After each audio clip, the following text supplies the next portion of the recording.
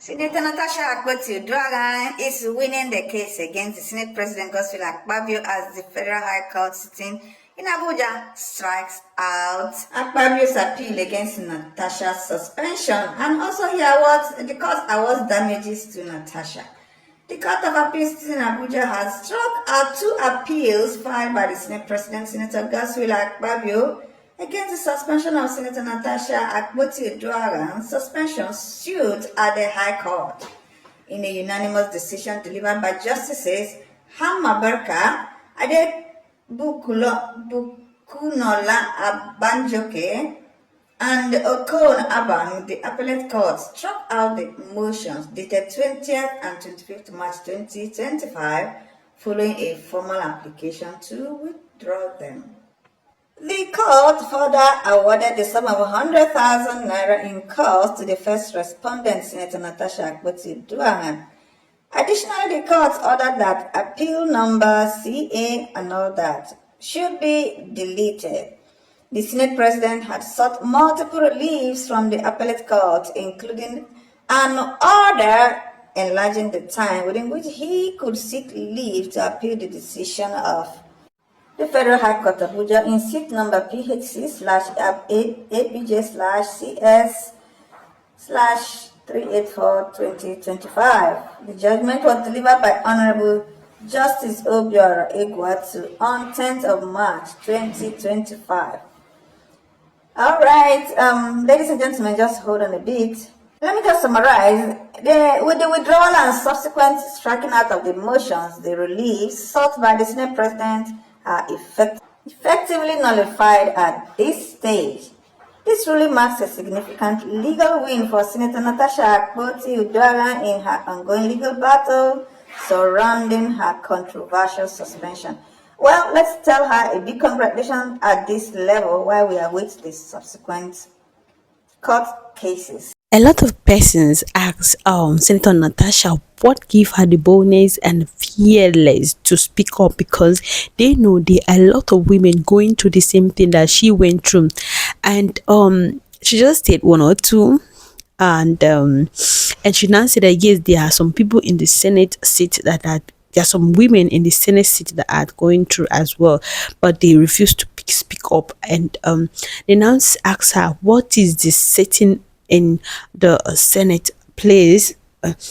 She explained everything in this video, which you are going to watch everything, because I think what she's saying is true. That is the reason the government or the Senate president are trying to shut her up anyway. When a woman speak up, a woman know what really happened. That is the reason she speak up and stand by herself. Watch the rest of the video. The woman who faces the same ill will be able to speak up tomorrow, and that is like upholding the culture of harassment, upholding the culture of fear and intimidation. And even though today is the 84th day that I've been out of the chambers, I really miss representing my people. But also, on the greater scale of things, I've always identified myself as a political reformer than a politician, primarily because I believe that the Nigerian political space needs to be reformed. And I have put myself out there right from the nature of my elections and how I've interacted with Nigerian people through social media, narrating my ordeals, my victories, and all. I want people to look at my life and say, okay, this is what politics really is. If Natasha is going through this, that means it's not all rosy, but how can we use her narrative, her experiences to strengthen the ecosystem in politics in Nigeria, and in turn, raise the standard of leadership.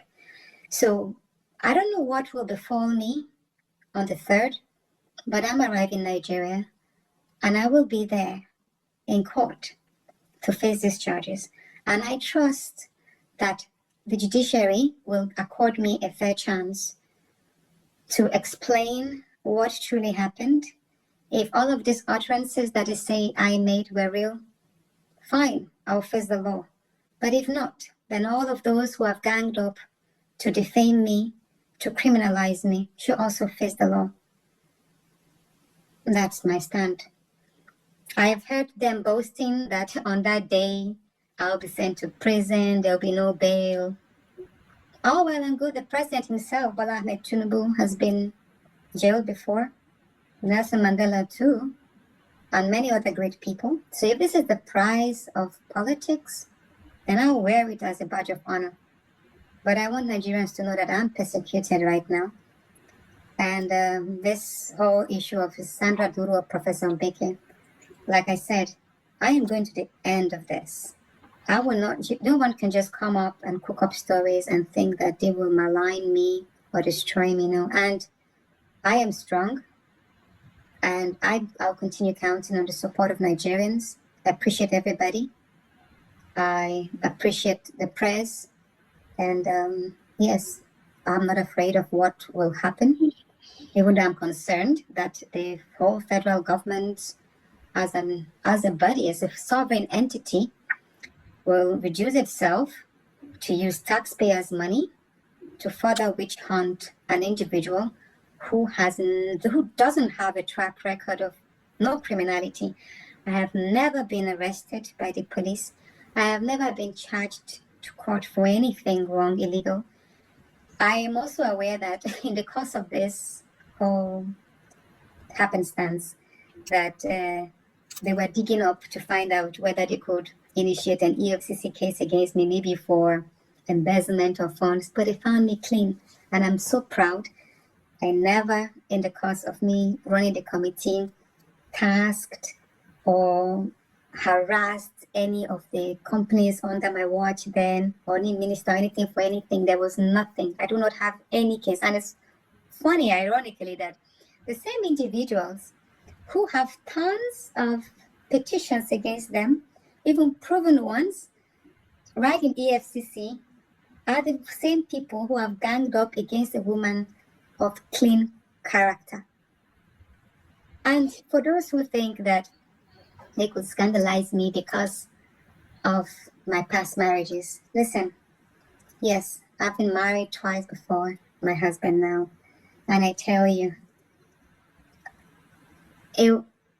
no one knows the reason why my marriage ended.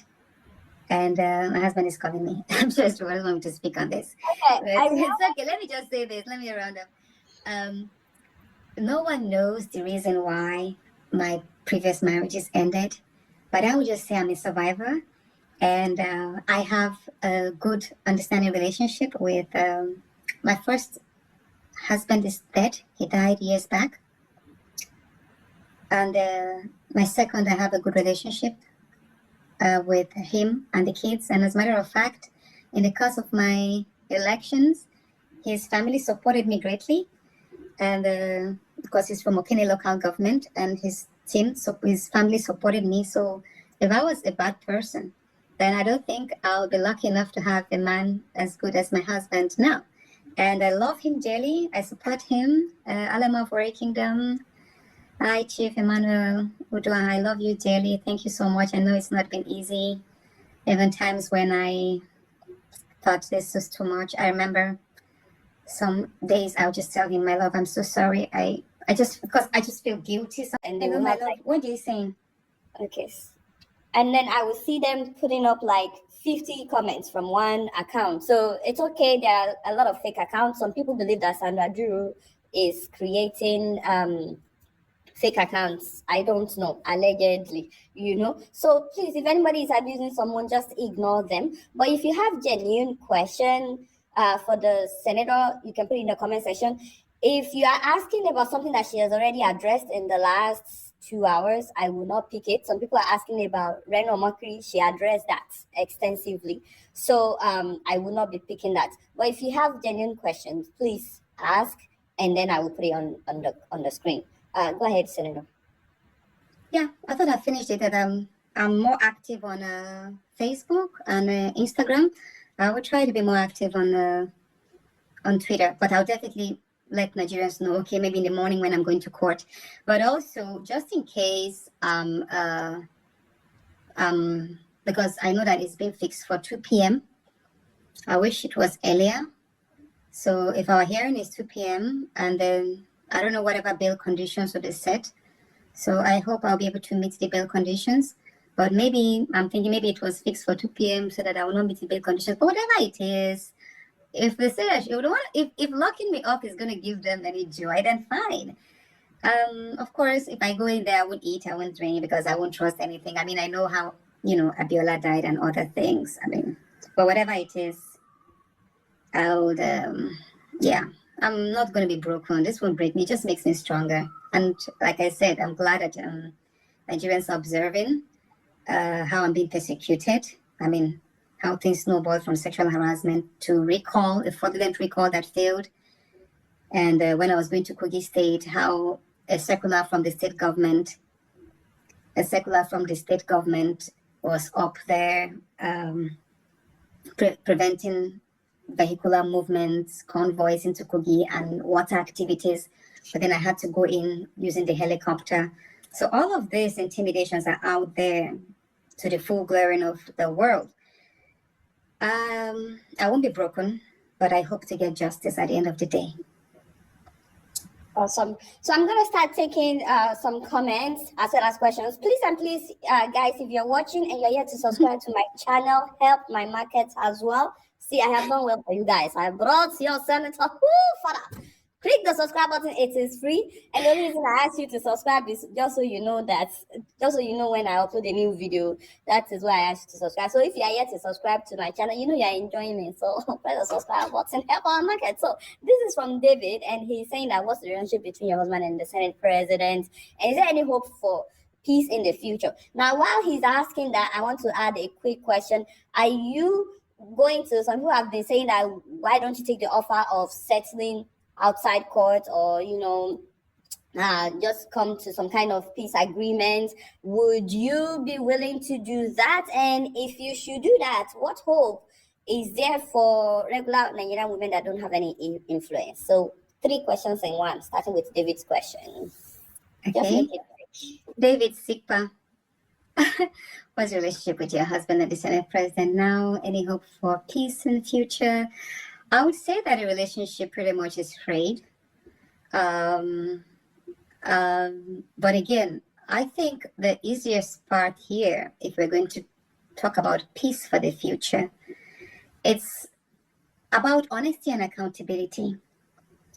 Whichever party is wrong owes the other party that's offended an honest acknowledgement of the actions and seeking apology. Mind you, our situation is intertwined in the fact that there is a relationship between the families at first, and then there was a relationship between my husband and the Senate president way before he became a Senate president. There's also the work relationship of us being colleagues. So on different levels, it's me speaking up at first because the environment was very unconducive for me because of the activities of the Senate president. But then again, there is his friend who feels betrayed, or the bro code, whereby you don't cross my woman. So that's the other part of it. However they resolve it, for me, the bigger picture of what I represent, this is beyond Natasha as an individual. There's the many women running into millions who connect with me and this same story of being sexually harassed and deprived of chances of growth and opportunities to flourish, either in the corporate space, private business, whatever it is, or schools. Sexual harassment is real. And I think it's one of the most illicit social vice that people don't speak about because of our cultural norms, or because the moment a woman speaks about sexual harassment, she's already made to wear the garment of guilt and blame. I would want this. You've asked whether there's a chance for mediation. Yeah, is there? I haven't thought about that, not because I don't want peace, but the first thing I would want is, even if there's going to be mediation, I would want a chance to present my evidence and to speak. I wouldn't want a mediation whereby don't speak, stay silent, just shake hands. No, I don't want that. And whatever it is, at the end of the day, there's still going to be the accountability whereby someone should be accountable for his actions. And if at the end of the day, I'm the one that is wrong, then I'll be accountable for my own actions too. Do you understand my point? But there has to be a place whereby one will tender her evidence and say, this is what I have been made to suffer. Okay. And I want Nigerians to know this. From as many people that have wondered at how antagonizing this whole thing has been, in just a short, in 84 days, there was a suspension, there was the recall that we survived. I'm aware that there is still plan for another recall. I'm aware of that too, that probably this whole scenario will make people lose trust in me and will say, okay, let's still recall her. But I'm grateful for the support I have in my constituents. They've been stronger than ever, praying for me, supporting me. And whatever it is, like I said, that will happen, I just don't want to be silenced totally. I would want to still have a chance to speak my truth. At the end of the day, there should be accountability before whether any mediation will happen. Thank you for answering that. So real quick, a lot of people are really interested in this hearing on Tuesday, the 3rd. People are asking, where is the court sitting? Because I guess some people want to come. Also, someone is asking, Adeboye Balogun, is it possible to bring in foreign observers, journalists, and human rights bodies internationally? Is it also open to the public? Can people come? And Lolo Lady Million is also saying, please let us all assemble at the court on the 3rd to support. She wrote President Natasha, by the way. So if if anybody is trying to show up in court on that day, is it open to the public? Where is it taking place? Yes, I've just sent you the notice of hearing. Maybe you can put it up, the form 2, which is... Okay. So people can come? Yes, people can come. Okay. People can come. It's there. I know it's 2 p.m. on the 3rd at the High Court of the FCT. Okay. I don't know which room in particular. Okay, High Court 8. It's there. Can you please put up what I've sent to you? Yeah, I'm gonna put it up. So if you're interested in coming, please, this is where you should come if you want to be there live and direct. You can take a screenshot of this document right now if you want to come. High Court 8, Maitama, Abuja. It's happening in Maitama on Tuesday. The 3rd is Tuesday. Maitama, Abuja, 2 p.m. And feel free to come. It's the High Court number 8. High Court number 8 in Maitama, Abuja at 2 p.m. on Tuesday, the 3rd of June. So I'm going to take the next question real quick. A number of people, actually not just this person, have been asking, do you have to appear physically? Can't you do this on Zoom? Let me see who else asked that question. Ismail, can you not appear on a video call? I don't think you should appear in person. Please insist on a video appearance. Is this an option?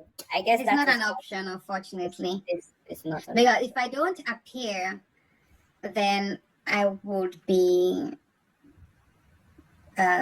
listed as a wanted person, and I think I could be charged as a fugitive or so. I have to be there in person. Okay. Yeah, I'm going to be there in person. Okay. So and I tend to attend as many hearings as possible. I would be there in person. So I think it's okay. Okay, so guys, if you're interested in this course, if you live in Abuja, you want to be there, take a screenshot. I've left it on the screen for this long just so that you could take a screenshot. Real quick, someone is asking, what makes you so bold and fearless? A lot of Nigerian women especially would like to know. I think, should I say part of it is how I was born, it's my nature. It's just how I was born. I'm very careful in choosing a particular task. So I usually apply the 20-80 rule, which is 80% of the time I think through, is this worth it? What I'm about to do, does it make sense? And do I have the tenacity and courage to wait through? So when I thought that 80% of my time and energy, then the remaining 20 is execute. So once I start something, I just give it my all usually. And that was it. So it's what played out in politics, right from when I was in SDP in 2018, 2019, and then in 2023. It took a while for me to decide, Natasha, what you're about to go in against all odds.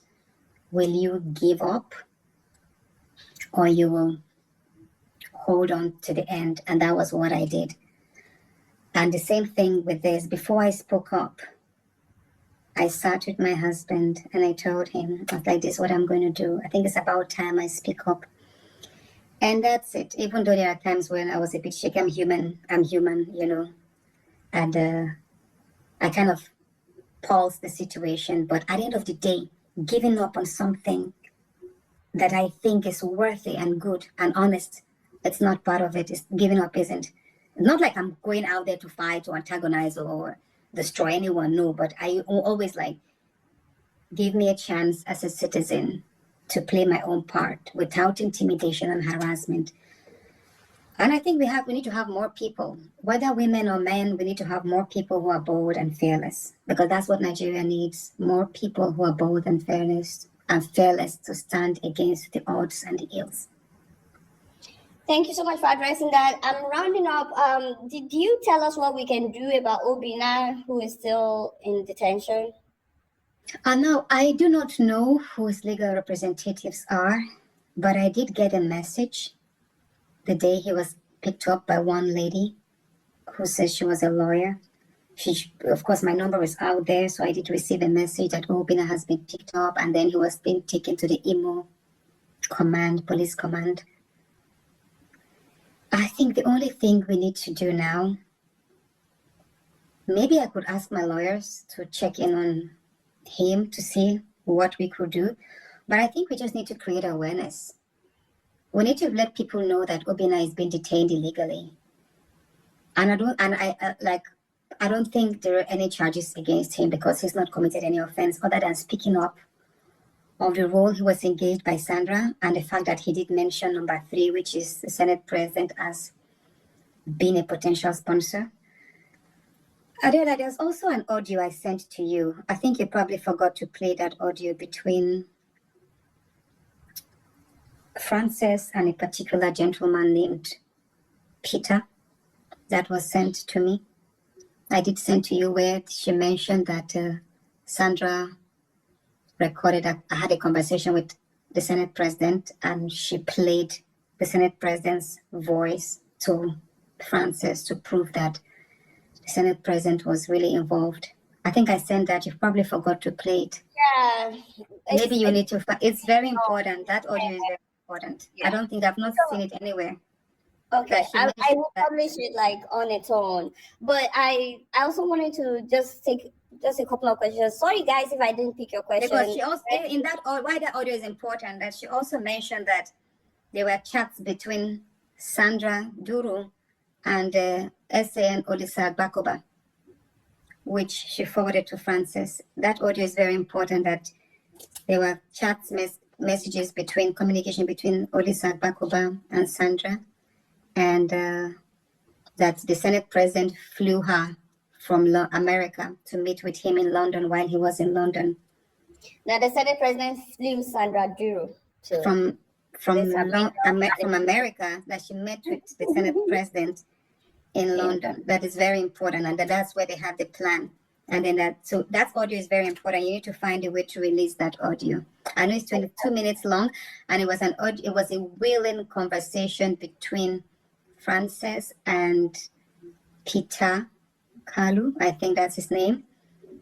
Yeah, and that it's very important you put that audio out. Okay, so real quick though, People are asking what's your message for every Nigerian. I feel like you touched on that when you talk about why you're brave. Someone was asking when your situation will be over. We do not know for now. Someone also asked if your lawyers will go with you. Of course, her lawyers will go with her. But I'm going to end on, there are a number of questions like this. Is Nigeria worth all this stress? Some people want to know. This person is asking, Michael Ahungwa, would you give up on politics, or would you go ahead to run for governor? Of course, we need you in Nigerian politics. But just to summarize this, people want to know, after going through all this, are you still interested in politics?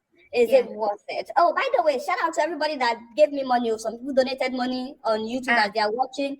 BPD gave me £1, or is it €1? Red Bunny Classic gave me $2. I am very grateful. I do not take this for granted. Let me put it out there. Texas Craft gave me 300 naira, and Adekule Sanyaolu gave me 400 naira. Thank you. Shout out. Okay, are you going to give up on politics after all this, or what? Okay, let me start with saying this. Fighting for Nigeria is worth it. That's the only country we have.